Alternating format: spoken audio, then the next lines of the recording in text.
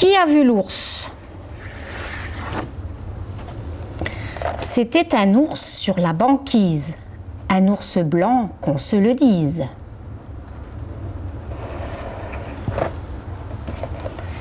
Qui se promenait toute la journée en ne montrant que le bout de son nez.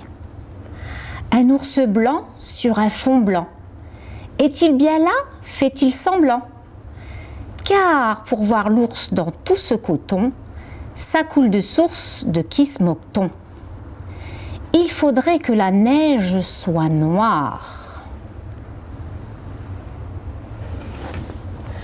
Au lieu d'être blanche comme une baignoire. Ou bien alors à la rigueur qu'il se promène sur un fond de couleur. Quoiqu'une couleur suffirait bien pour dénicher ce gros malin. Par exemple, quand il déborde sur un fond rouge. On peut voir son museau qui bouge. Sous le ciel jaune, ce gros lourdeau ne montre rien à part son dos.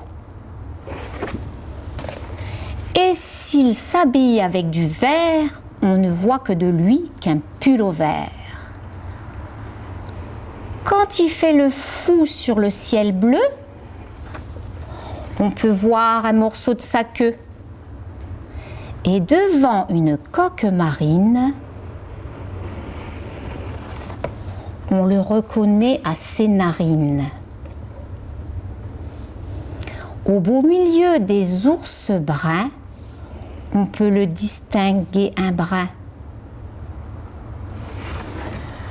Quand on le croise avec un caribou, on peut en voir un tout petit bout. Lorsqu'il joue avec de l'orange,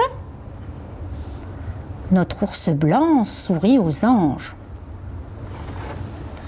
Mais lorsque passe un nuage rose, notre ours prend un air morose. Quand il passe devant du violet, on devine sa couleur de lait. Et s'il s'arrête sur du kaki, si ce n'est pas lui, alors c'est qui?